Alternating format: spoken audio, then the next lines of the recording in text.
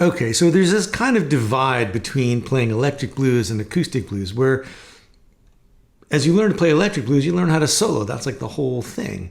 And then if you learn some acoustic solo guitar things, it tends to be stuff that's all worked out. It's like, oh yeah, the thumb goes here and the fingers go here, and it's all, once you learn it, and that's it. And that's kind of a bummer, because improvising is one of the fun parts about playing blues. So it does seem like kind of a big hill to climb to try to improvise while your thumb is busy. But in this lesson, I want to show you a small way to get started that I think can be really effective by taking just a vamp, just a 1 or 2 chord move, and finding small places to just play one lick at a time. So you're not trying to create a solo over a whole 8 or 12 bar blues. You're just looking at this one little moment in the vamp and going, well, I could play this or I could play that. That's what we're going to look at today. And I'm going to demonstrate it on this tune called You Got to Move. And if you'd like to learn my arrangement of You Got to Move, I have a PDF called the 5 8-bar blues you should know. And if you go to the link below, you can download a copy of that PDF and check it out. In the meantime, let's get started with a little improvising.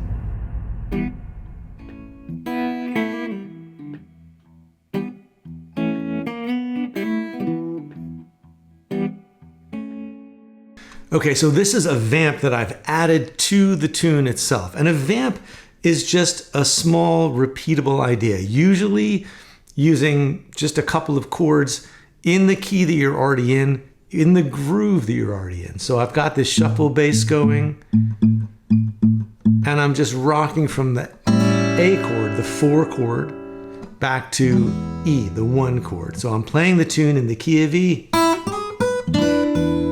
and my vamp is going from 4 to 1. And as a side note, I'm kind of sticking this vamp in where the turnaround begins. So when you get to the tune,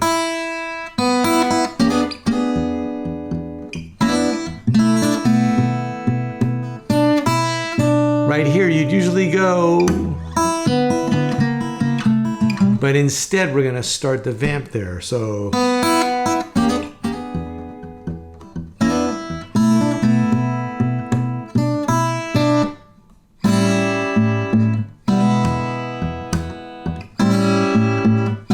So the vamp is this really just this 2-bar figure of going A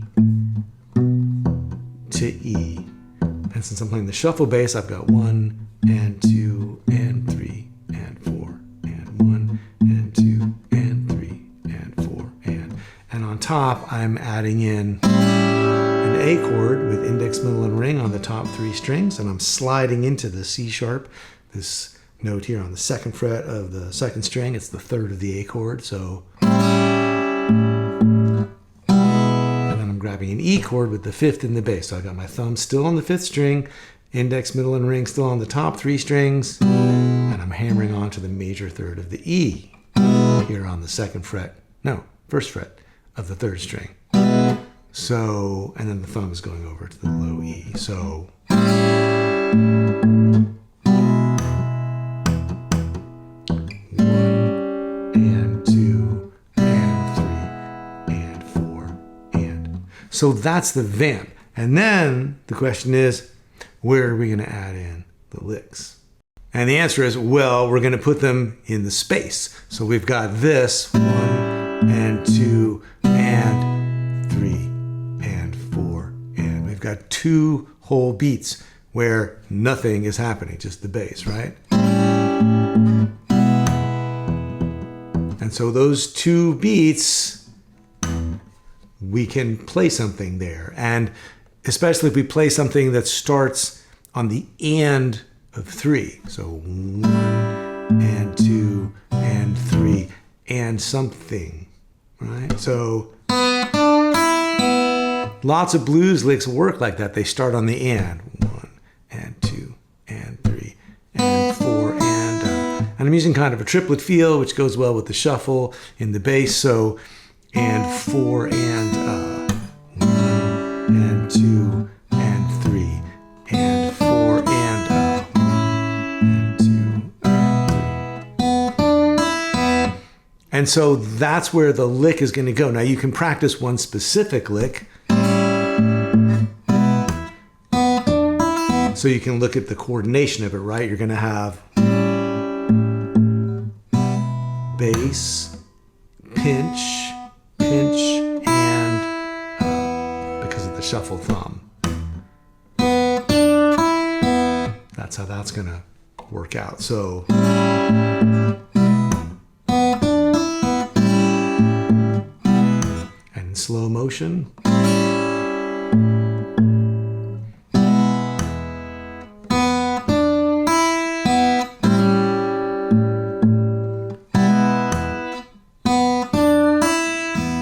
That. And so once you have the vamp set up and you know what the little pocket is you're going to be able to put your lick into, and you have one lick that you know will work, then you can take the phrasing of that one lick, that and, for, and you can just go rummaging through the E minor pentatonic scale to find other moves that have that same phrasing. And then you'll have a vocabulary of licks you can drop into that same spot. So instead of playing, we could play, so flat third, root, flat 7, 5. And again, these are the kinds of licks you might have learned playing electric guitar, but now you can put them in open position and use them when you're playing fingerstyle blues. So you could have that one, you could have, right, that slide on the, starting on the 3rd string, sliding from the 4th to the 5th, over to the flat 7, back to the 5th, and over to the root. Or you could have, you know, from the root up to the 4th, to the flat 3rd, to the root. Or you could have, there's another nice one. So there's the 5th, slide to the 5th, play the 5th one more time, go to the root. And so there's a little collection of vocabulary, right? There's our first one, and there's our next one, and then we had this one, and then we had this one, or that one, and then that one. I don't know if I'll remember them all as I go through this, but then you can basically take the vamp. See, I already forgot.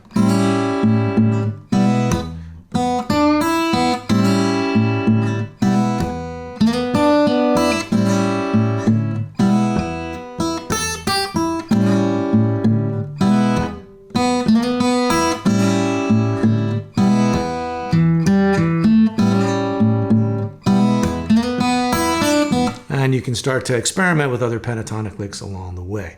But that's the idea. You get this spot and you come up with one lick that works. And if you know one lick that works, then that rhythm will work with other notes. And you can start to build a vocabulary of moves that way. And so that lets you do this thing that I think of as practicing improvisation. So instead of trying to magically fill up 12 bars of a solo from scratch, you can practice putting together a vocabulary of licks that you know work because they all share the same kind of classic blues phrasing. And then you can practice dropping one or another of them into this one spot in the vamp. So if you have a half a dozen little licks that you know will work, you can just sit and groove on that vamp and practice pulling one lick and then another lick and then another lick into the vamp and just cycling through them until it starts to feel like you're improvising with that vocabulary that you've assembled. So that's the idea. And if you'd like to get the tab for that vamp along with my arrangement of You Got to Move, go and download the PDF, the 5 8-bar blues you should know. And in the meantime, if you have a question about today's lesson, please leave it for me down below. I'd love to hear from you. And as always, thanks for watching. I'll see you next time.